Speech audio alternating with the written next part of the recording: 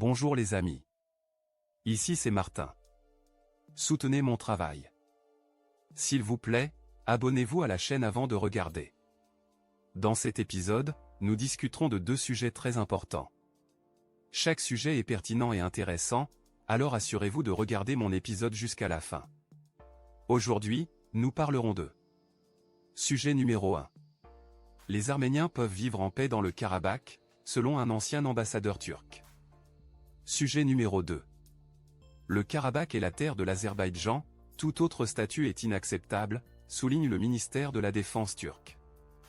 Les Arméniens peuvent vivre pacifiquement dans le Karabakh, selon l'ancien ambassadeur turc. L'ancien ambassadeur de Turquie en Azerbaïdjan et représentant de l'Union publique de soutien au développement social IMSA de Turquie, Hulusi Kilik, a exprimé son opinion sur la possibilité pour les Arméniens de vivre pacifiquement dans la région du Karabakh en Azerbaïdjan. Après avoir mené avec succès des mesures antiterroristes dans le Karabakh, l'Azerbaïdjan a tenu des discussions avec les habitants arméniens du Karabakh dans la ville de Yevlak. Kilik a exprimé son espoir d'obtenir des résultats positifs de cette réunion. Selon Kilik, à la suite des mesures antiterroristes locales entreprises par l'Azerbaïdjan le 19 septembre et qui ont duré moins de 24 heures, les séparatistes du Karabakh ont été neutralisés. Pendant 3 ans, l'Azerbaïdjan a patiemment attendu le retrait de ces formations arméniennes illégales du Karabakh, mais comme cela ne s'est pas produit, l'Azerbaïdjan a pris les mesures nécessaires. Kilik a souligné que le Karabakh est un territoire azerbaïdjanais et que la population civile arménienne qui y réside sont des citoyens de l'Azerbaïdjan. Nous espérons des résultats positifs de la réunion d'aujourd'hui à Yevlak. Les Arméniens qui vivent dans le Karabakh peuvent vivre en paix et en tranquillité en Azerbaïdjan, a-t-il déclaré. Les mesures antiterroristes dans la région ont été prises dans le but de garantir les dispositions de l'accord trilatéral signé par les dirigeants de l'Azerbaïdjan, de l'Arménie et de la Russie à la suite de la deuxième guerre du Karabakh en 2020.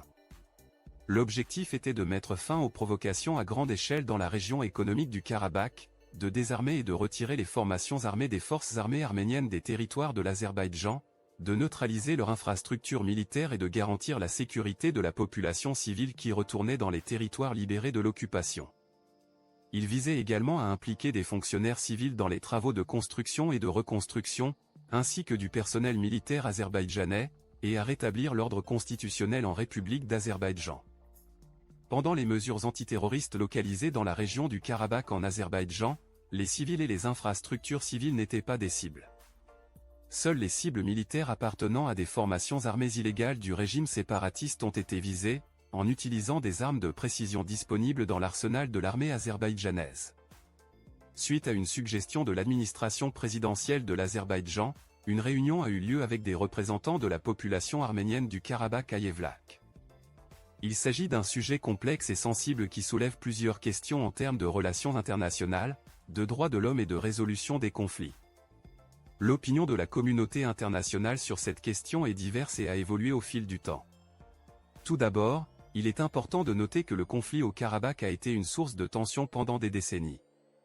La région est revendiquée à la fois par l'Azerbaïdjan et par l'Arménie et a été le théâtre de conflits armés intermittents au fil des ans. Le conflit a atteint son point culminant en 2020 avec la deuxième guerre du Karabakh, qui s'est conclue par la signature de l'accord trilatéral entre l'Azerbaïdjan, l'Arménie et la Russie. Du point de vue de l'Azerbaïdjan, le Karabakh fait partie intégrante de son territoire et sa souveraineté doit être restaurée. Pour l'Azerbaïdjan, les opérations militaires dans la région ont été menées dans le but de garantir son intégrité territoriale et de mettre fin à l'occupation du Karabakh par des forces arméniennes. Selon l'Azerbaïdjan, ces mesures étaient antiterroristes et visaient uniquement des cibles militaires illégales.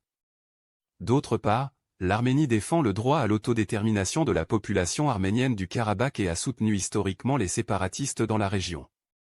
Selon l'Arménie, le conflit doit être résolu par des négociations et un processus de paix qui prend en compte les intérêts des habitants du Karabakh. La communauté internationale est impliquée depuis des décennies dans les efforts visant à résoudre le conflit du Karabakh.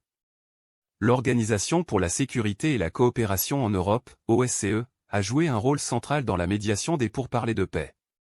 De plus, plusieurs pays et organisations internationales ont exprimé leurs préoccupations concernant la situation dans la région et ont appelé à un cessez-le-feu et à la reprise des négociations. Il est important de souligner que la question des droits de l'homme est également en jeu dans ce conflit. Des rapports de violation des droits de l'homme ont été signalés des deux côtés, notamment des attaques contre des civils et des dommages à des infrastructures civiles. La protection des droits de l'homme et la sécurité de la population civile doivent être des considérations fondamentales dans toute solution au conflit. En fin de compte, la question de savoir si les Arméniens peuvent vivre pacifiquement dans le Karabakh sous l'administration de l'Azerbaïdjan est une question complexe qui implique des considérations juridiques, politiques et humanitaires. La communauté internationale a un rôle important à jouer dans la recherche d'une solution juste et durable au conflit du Karabakh qui tienne compte des intérêts et des droits de toutes les parties impliquées. Quelle est votre opinion sur cette question? Pensez-vous qu'il est possible pour les Arméniens et les Azerbaïdjanais de coexister pacifiquement dans le Karabakh sous l'administration de l'Azerbaïdjan? Nous vous invitons à partager vos opinions dans les commentaires. Thème numéro 2. Le Karabakh est la terre de l'Azerbaïdjan, tout autre statut est inacceptable, souligne le ministère de la Défense turc. La région du Karabakh, située dans la région du Caucase, est disputée entre l'Azerbaïdjan et l'Arménie depuis des décennies. Dans le passé, cette région a été un point de conflit qui a dégénéré en guerre dans les années 1990, puis à nouveau en 2020. Le dernier affrontement en 2020 s'est soldé par un cessez-le-feu médié par la Russie, mettant fin aux hostilités mais laissant plusieurs questions en suspens. Dans ce contexte, le ministère de la Défense turc a émis une déclaration soulignant son soutien à l'Azerbaïdjan et sa ferme conviction que le Karabakh est la terre de l'Azerbaïdjan et que tout autre statut est inacceptable. Selon le ministère de la Défense turc, son soutien à l'Azerbaïdjan dans cette affaire restera constant. Ils ont suivi de près les mesures prises au Karabakh en réponse aux provocations des forces armées arméniennes depuis un certain temps. De plus, la décision de suspendre les activités antiterroristes qui ont eu lieu en septembre 2023 est mentionnée, ainsi que la situation actuelle dans la région. Le ministre turc de la Défense nationale, Yazar Gulay, a communiqué avec son homologue azerbaïdjanais, le général de division Zakir Hazanov, pour exprimer le soutien continu de la Turquie à l'Azerbaïdjan dans cette affaire. Le ministre Gulay a félicité le ministre de la Défense de l'Azerbaïdjan pour la fin réussie des activités antiterroristes et a présenté ses plus sincères condoléances aux familles des militaires décédés lors de ces opérations, tout en souhaitant un prompt rétablissement à tous les blessés. Le conflit au Karabakh a été caractérisé par sa complexité et ses conséquences humanitaires, et les parties impliquées ont cherché à trouver une solution acceptable pour les deux parties. L'un des accords clés mentionnés concernant la situation au Karabakh est la déclaration trilatérale, signée par les dirigeants de l'Azerbaïdjan, de l'Arménie et de la Russie après la deuxième guerre du Karabakh en 2020.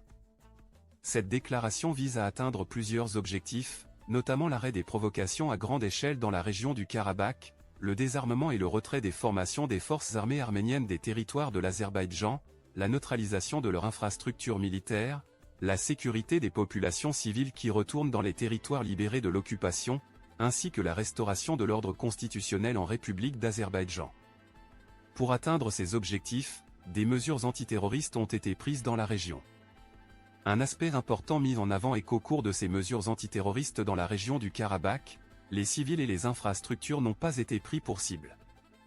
Les actions se sont concentrées exclusivement sur les objectifs militaires appartenant aux formations armées illégales du régime séparatiste, en utilisant des armes de haute précision disponibles dans l'arsenal de l'armée azérie.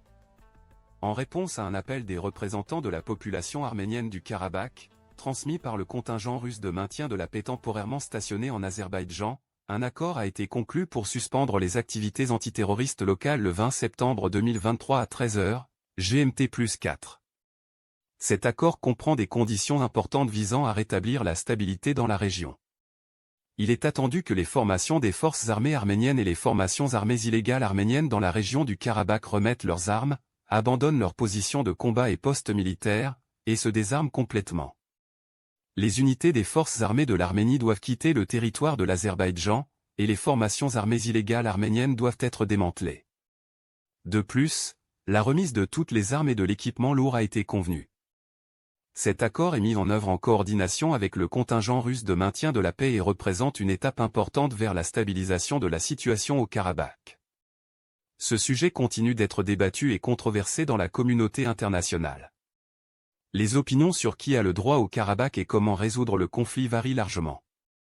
Certains soutiennent que le Karabakh devrait faire partie de l'Azerbaïdjan, tandis que d'autres soutiennent que les Arméniens vivant dans la région devraient avoir un degré d'autonomie voire l'indépendance. La déclaration trilatérale signée en 2020 visait à aborder certains de ces problèmes, mais la situation reste complexe et délicate. Il est important que les parties impliquées dans le conflit continuent de rechercher une solution pacifique et durable qui respecte les droits et les aspirations de toutes les communautés de la région. La communauté internationale a également un rôle crucial à jouer en soutenant les efforts de paix au Karabakh et en encourageant le dialogue et la réconciliation entre les parties en conflit. Quelle est votre opinion sur la situation au Karabakh et le rôle de la Turquie dans ce conflit?